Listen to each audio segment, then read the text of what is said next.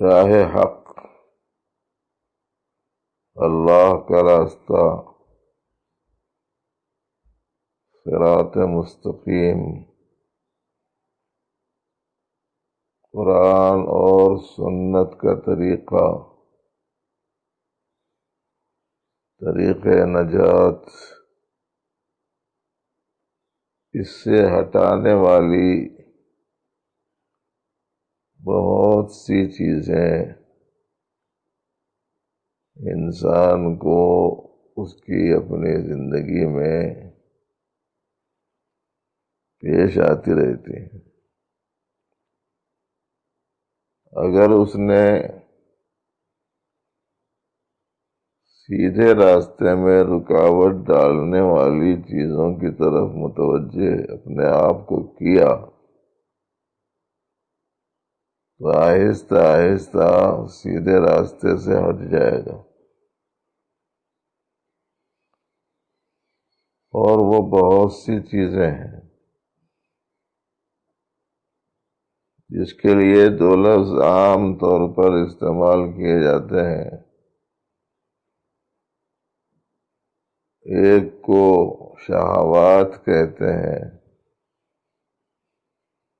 اور دوسرے کو شبہات،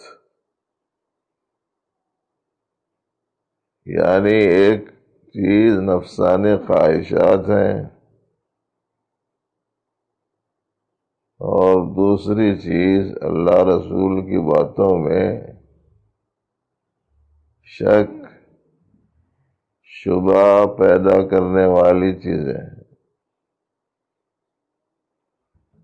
یہ شبہات ہیں۔ شبہات میں جو پڑا وہ بھی دین حق پر قائم نہیں رہتا، شہوات میں جو پڑا وہ بھی دین حق پر قائم نہیں رہتا۔ انسان پر آنے والے حالات کی وجہ سے یہ شبہات کا بھی شکار ہوتا ہے، شہوات کا بھی شکار ہوتا ہے۔ آدمی اچھے راستے پہ چل رہا، نیکی کے راستے پر چل رہا، کسی نے آ کے اس سے کہا کہ آپ بہت نیک آدمی ہیں، تنہائی میں زندگی گزار رہے ہیں، آبادی سے دور ہیں، آپ شہر میں آئیں گے تو آپ کے لیے ایک اچھا قیام کا بندوبست کیا جائے گا۔ اب ایک سوئی سے وہاں عبادت میں لگے رہ سکتے ہیں، آپ آئے تو آپ کے قدم کی برکت سے بستی میں خیر آئے گا، آپ کے اخلاق عادات سے لوگ متاثر ہوں گے۔ آگے کسی رئیس نے یہ خواہش کی، جیسا کہ ماضی میں پیش آئے ہوئے واقعات میں اس قسم کی چیز ملتی ہے۔ پہلے تو وہ ناراض، یعنی پسند نہیں کیا اس تجویز کو۔ یہ تجویز پیش ہوئی تھی بادشاہ کی طرف سے۔ جب وزیر نے دیکھا کہ اس کو زیادہ پسند نہیں آئی یہ چیز، تو وزیر نے کہا کہ اس فرمائش کو پورا کر لینے میں کیا حرج ہے، 2-4 دن کے لیے ہی چلیے، ایک سوئی کے ساتھ آپ راہ حق پر چلتے رہیے۔ اگر وہاں کے حالات کی وجہ سے اور لوگوں کے دلوں کی قدورتوں کی وجہ سے آپ کے صفائے قلب میں کچھ کمی آتی ہوئی محسوس ہوئی تو پھر آ جانا، آپ اپنی جگہ رہ جانا۔ بولا ٹھیک ہے، اس میں کوئی مسئلہ نہیں ہے، جا کے دیکھ لیں گے۔ آ گیا، نہایت شاندار کمرہ، بہترین باغ، خدمت گزاری کے لیے حسین بچیاں، سلیقہ مند غلام، کھانے پینے کی عمدہ عمدہ چیزیں۔ آہستہ آہستہ اس میں پڑا اور پھر فتنوں میں پڑ گیا۔ تو اب جس چیز نے اس کو راہ حق میں چلتے رہنے سے روکا وہ شہوات تھے، خواہشات میں پڑ گیا۔ اور ایسا تو بہت دیکھنے میں آتا ہے لوگوں میں کہ جب تک کہ چھوٹا موٹا کوئی کاروبار تھا، روزی روٹی مشکل سے چل جاتی تھی، اخلاق تھے، پابندی تھی، نمازیں تھیں، لیکن سوچتا رہا کہ کاروبار بڑھ جائے اور بڑھ جائے اور بڑھ جائے، آمدنی اور ہو جائے۔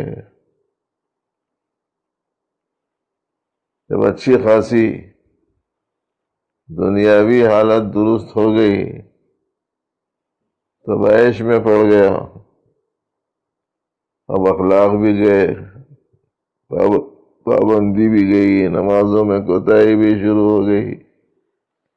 تو اب یہ جو خرابی آئی شہوات کی وجہ سے آ گئی۔ ہم لوگ بچپن میں جب بالکل چھوٹے چھوٹے تھے، دینی مدرسے میں حفظ شروع کیے ہوئے تھے، تو وہاں ہم کو یہ شعر سکھایا گیا تھا، جو ٹوٹی ہوئی جھونپڑی بے ضرر ہو، بھلی اس محل سے جہاں کچھ خطر ہو۔ جو ٹوٹی ہوئی جھونپڑی بے ضرر ہو، بھلی اس محل سے جہاں کچھ خطر ہو۔ رہنے کو چھوٹی سی جھونپڑی ہے لیکن دین کا کوئی نقصان نہیں ہے، وہ اچھی ہے۔ اس محل سے، اس بلڈنگ سے، اس شاندار مکان سے جہاں دین کا نقصان ہو۔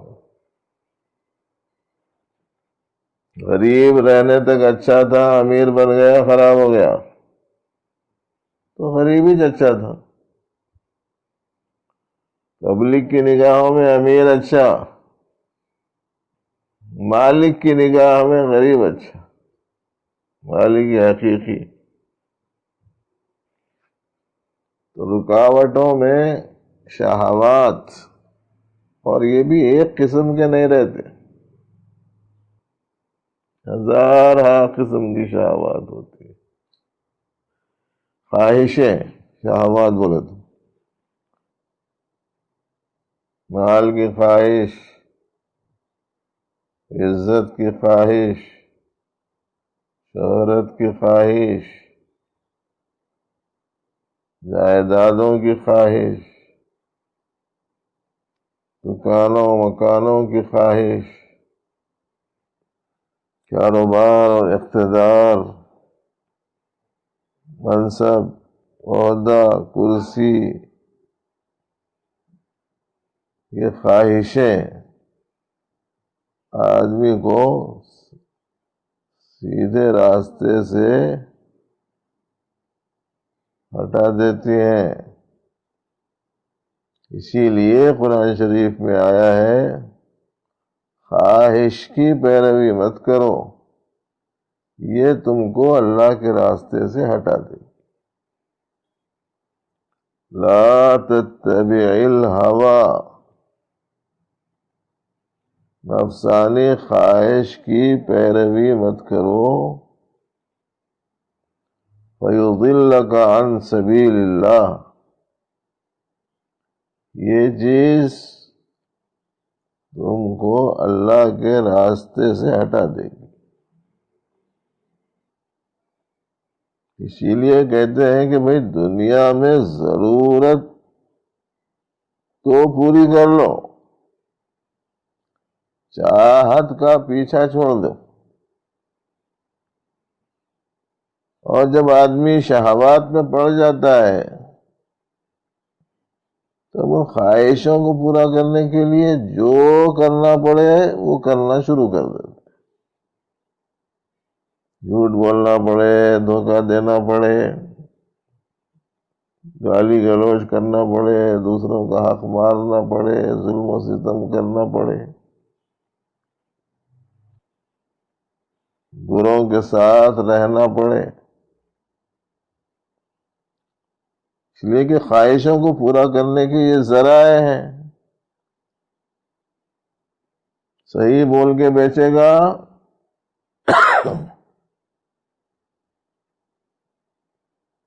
تو 2 روٹیاں مل سکتی ہیں، جھوٹ بولے گا تو 2 روٹیاں تو ملیں گے ہی۔ اس کو اندازہ یہ ہے کہ مال جمع بھی کر سکوں گا، تو اس لیے غلط بیانی شروع کر دیتا ہے۔ تو خواہشوں میں جب آدمی لگتا ہے تو پھر آہستہ آہستہ جائز ناجائز، صحیح غلط، ہر چیز کر گزرتا ہے۔ اور دنیا ضرورتیں پورا کرنے کی جگہ ہے، خواہشیں پورا کرنے کی جگہ نہیں۔ اور یہ خواہشیں اپنے نفس کے اندرون میں بھی پیدا ہوتی رہتی ہیں، اور باہر سے بھی خواہشوں کی تکمیل کی دعوت آتی رہتی ہے۔ دوسرے کو دیکھا کہ عیش کر رہا، اس کو دیکھا تو اس کے اندر بھی خیال آ گیا۔ دوسرے کو دیکھا کہ اس نے جھوٹ موٹ کا کاروبار کر کے ترقی کر لی، اس سے دعوت مل گئی۔ کسی نے ترقی نہیں کی، دوسرے نے ترقی کر لی اور اس نے تانا دے دیا کہ تم بڑھ نہیں سکتے آگے، اگر ایسا ہی کرے تو جہاں کے وہیں رہ جاتے۔ اب اس کی عزت نفس کو ٹھیس پہنچی، اس کی وجہ سے سیدھے راستے سے ہٹ جاتا۔ اسی لیے بتایا گیا کہ خواہشوں کے پورا کرنے کا راستہ خواہشوں کو چھوڑ دینا ہے۔ اور یہ اللہ پاک نے بتایا۔ اللہ پاک نے کیا بتایا؟ نہى النفس عن الهوى فإن الجنة هي المأوى۔ جو شخص نفس کو خواہشوں سے روکا، جنت اس کا ٹھکانہ ہے۔ تو یہاں خواہشوں سے روکا، پھر بتایا کہ خواہشوں کے پورا کرنے کی جو جگہ ہے وہ جنت ہے، ہر خواہش پوری ہوں گی۔ تو اس واسطے عرض کر رہا ہوں، یہ خواہشوں کے پورا کرنے کا راستہ خواہشوں کو چھوڑ دینا ہے۔ اب سمجھ میں آیا؟ پہلے آیا تھا کہ جنت میں ہر خواہش پوری ہوگی نا، جنت میں ہر خواہش پوری ہوگی تو اللہ پاک نے یہ بتایا کہ تم دنیا میں خواہشوں سے رک جاؤ، تمہیں جنت ملے گی۔ تو اس واسطے خواہشوں کے پورا کرنے کا راستہ کیا ہے؟ خواہشوں کو چھوڑنا۔ اور یہاں خواہشوں کو پورا کرنا دراصل اپنے ہی ہاتھوں اپنی خواہشوں کو چھوڑ دینا اور توڑ دینا ہے. کہنا تو ہے ہی نہیں نا یہ خواہشوں کی تکمیل تو دنیا میں مستقل رہنے والی تو نہیں ہے کہ ختم ہو جائے گا ایک دن. حکیم لوگ بہت ساری چیزوں کے کھانے سے روک دیتے. کئی کو روکتے ہیں وہ چیزوں کو کھلانے کے واسطے. ارے یہ کیا حکیم صاحب یہ مت کھاؤ وہ مت کھاؤ، تیل مت کھاؤ، گھی مت کھاؤ، مسالے مت کھاؤ، بریانی مت کھاؤ. وہ حکیم سے پوچھنا ارے بھائی تقویت والی چیزیں ہیں یہ، قوت والی چیزیں ہیں یہ، آپ روک دے رہے ہیں ان سے. تو وہ کہتا ہے کہ اصل میں اس وقت میں یہ چیزیں تمہارے لیے نقصان دہ ہوں گی، اس لیے کہ اس کے ہضم کرنے کی یا قبول کرنے کی صلاحیت تمہارے جسم میں نہیں ہے. اور اگر تم اس کو استعمال کرے تو پھر ایسی صورت میں تمہارا بچنا مشکل ہے. تم پرہیز کر لو، اتنے دن پرہیز کر لو، اتنے ہفتے پرہیز کر لو، اتنے مہینے پرہیز کر لو. جب تمہارا اندرونی نظام صحیح ہو جائے گا تو پرہیز بھی ختم ہو جائے گا. اس کے بعد میں کھا سکتے تم. تو کھلانے کے واسطے کھانا بند کر دے رہا ہوں، ہے نا. اچھا کوئی حکیم کو ڈاکٹر کو بولتے نہیں، کئی کو منع کر رہے ہیں صاحب آپ بول. انہیں ہمدرد ہے، خیر خواہ ہے، آپ کا معالج ہے، بولتے ہیں صاحب ٹھیک ہے صاحب آپ جو بولے وہ کرتا ہوں. کئی لوگ تو کئی دن تک خالی لیمو کا پانی پی کے زندگی گزار رہے ہیں. صبح میں شام میں ایک ایک اڈلی، دن تمام لیمو کا پانی ہے وہ پیتے رہنا ہے. بول رہے نہیں اس کو ٹھیک ہے صاحب اگر میری صحت اسی میں ہے تو ٹھیک ہے. اچھا جس حکیم نے یرخان کی بیماری میں چکنائی سے، گھی سے، تیل سے، مسالوں سے روک دیا تھا، وہ اس کا پیلا پن ختم ہو جانے کے بعد انہیں جا کے بولتا بریانی کھاؤ، تو کئی کو روکا تھا کھلانے کے واسطے نہیں کھلانے کے واسطے. ایسے ہی اللہ نے اس دنیا میں خواہشات کو پورا کرنے سے روکا. کئی کو روکا؟ خواہشات پورا کرنے کے واسطے روکا. اسی لیے عربی کا ایک جملہ ہے منعہ عطاؤہ، منعہ عطاؤہ، اللہ کا روکنا اللہ کا دینا ہے. صورت ایک ہے، حقیقت ایک ہے. دو جملے بظاہر بالکل ایک دوسرے کی ضد ہیں. نہیں دینا ہی اللہ کا دینا ہے. اس لیے اگر دین پر قائم رہنا ہے تو خواہشات کو ترک کر دینا ہے، بالخصوص ناجائز خواہشات. بالخصوص ناجائز خواہشات کو اس لیے بول رہا ہوں میں کہ کچھ جائز خواہشات بھی ہوتی ہیں، انہیں پورا کرنے کی شریعت میں گنجائش ہے، لیکن وہ آہستہ آہستہ لے کے جاتی ہے ناجائز خواہش کی طرف.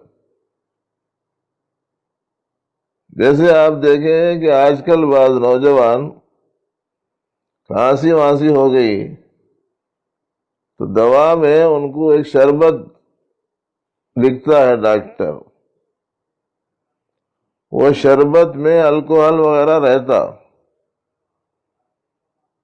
اس کی وجہ سے اس کی طبیعت میں ذرا خمار کی جیسی کیفیت رہتی، ذرا نیند آ جاتی، کھانسی کو روکنے کے اجزاء بھی اس میں رہتے، مگر اس کو وہ جو پوزیشن ہے سکون کی، راحت کی، آرام کی،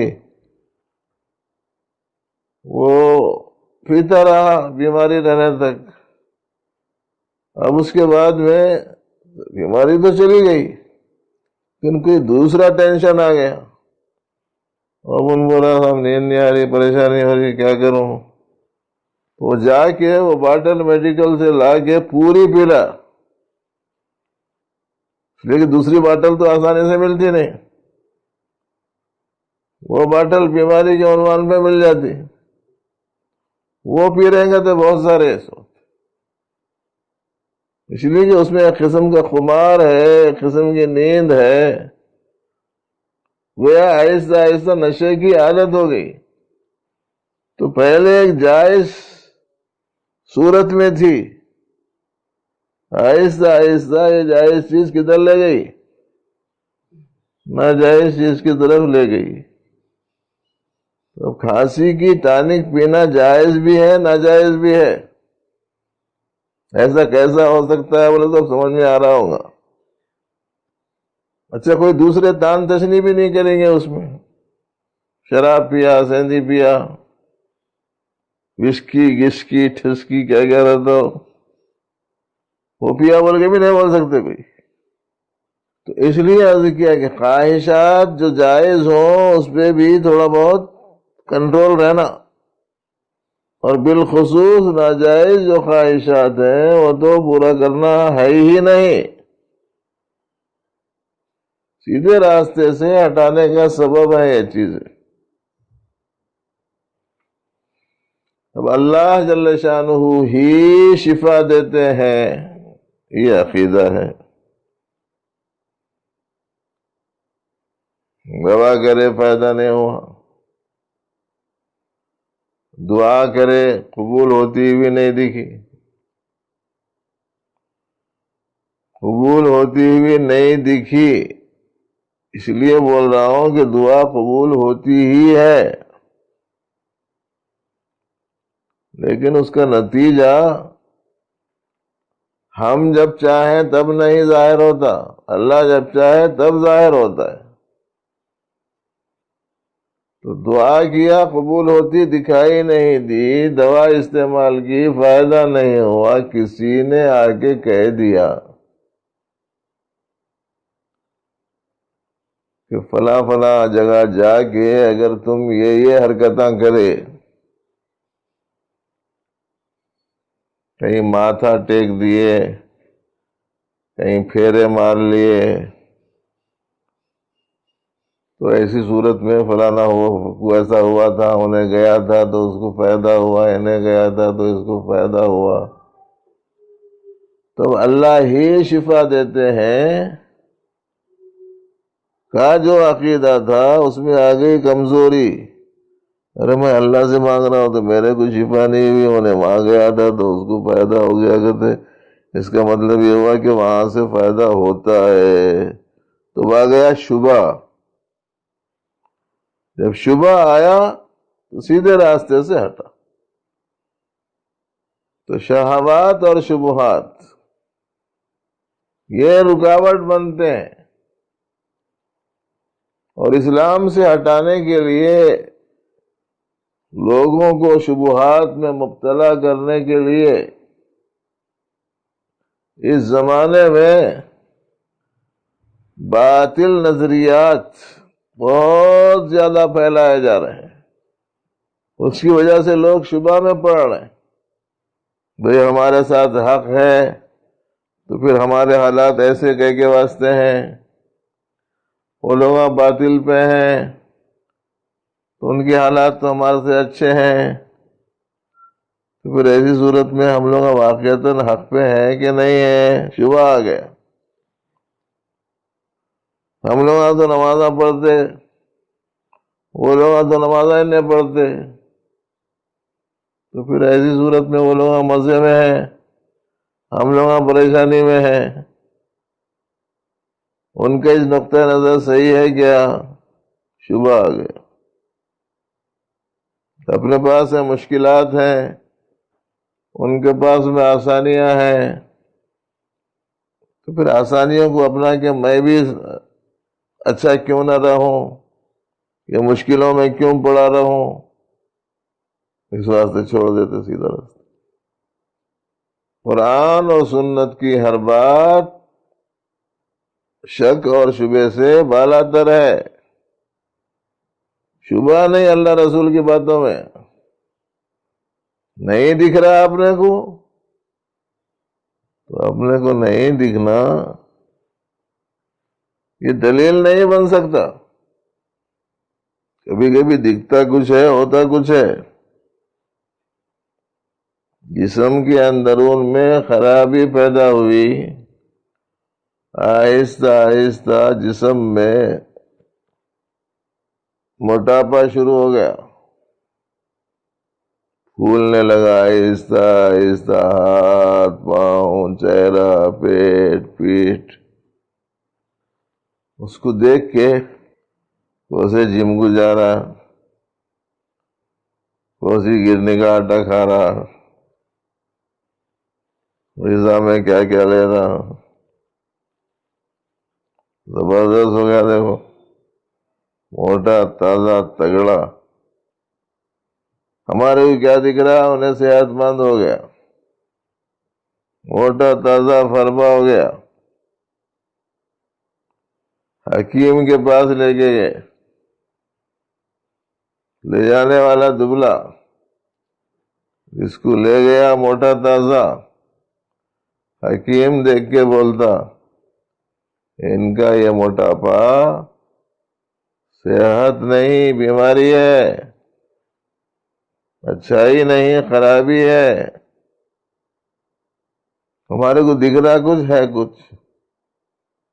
تو اس لیے دنیا والوں کو اچھے حالات میں دیکھ کے دین والوں کو کسی شک و شبہ میں پڑنے کی ضرورت نہیں ہے. اس لیے کہ دین حقیقت کو بتانے والی چیز ہے.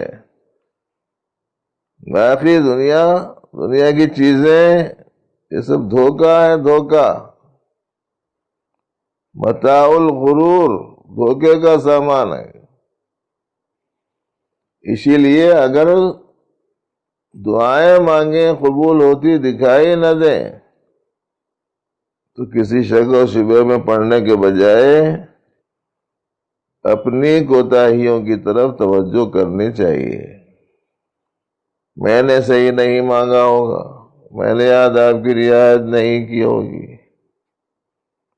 میرے حق میں یہ چیز اچھی نہیں ہوگی، میری اپنی حالت کی وجہ سے ابھی میری اس دعا کی قبولیت کے آثار نہیں ظاہر ہو رہے ہیں. ہر چیز کی نسبت اپنی طرف کرنا، ادھر نہیں.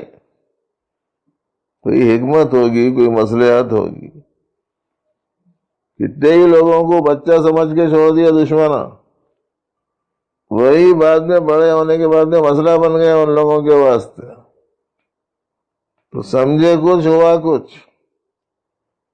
اور کتنے ہی لوگوں کو اپنے حق میں مفید سمجھ کے لیے لوگ وہی ان کی تباہی کا سبب بن گئے. اس لیے یہ دو چیزوں سے خاص طور سے بہت پرہیز کرنا. ہزار حالات آ جائیں دین کی بات میں شک نہیں، اور ہزار ترغیبیں آ جائیں شہوات میں نہیں پڑنا، خواہشات میں نہیں پڑنا. اس زمانے میں دین سے ہٹنے کے اسباب میں شبہات ہیں، اور دین پر نہیں چلنے کے اسباب میں شہوات ہیں. دین پر کیوں نہیں چل رہے؟ بولے تو خواہشیں رکاوٹ ہیں. دین سے بددل کیوں ہو رہے؟ تو شبہات کی وجہ سے. اسلام کے خلاف بول، اسلام کے خلاف عقیدہ، اسلام کے خلاف کفریہ شرکیہ اعمال، یہ سب کے سب شبہات کی وجہ سے. جانتے بوجھتے سنتے سمجھتے دین پر نہیں چل رہے، یہ خواہشات کی وجہ سے. اس لیے دو باتیں ذہن میں رکھنا، شہوات سے بچنے کے واسطے یہ کہنا کہ دنیا شہوات کی تکمیل کی جگہ نہیں، اور شبہات سے بچنے کے لیے یوں کہنا کہ اللہ رسول کے علم کے مقابلے میں کوئی سی بھی چیز سچی اور حقیقی ہرگز کبھی بھی نہیں ہو سکتی۔ یہ دو باتیں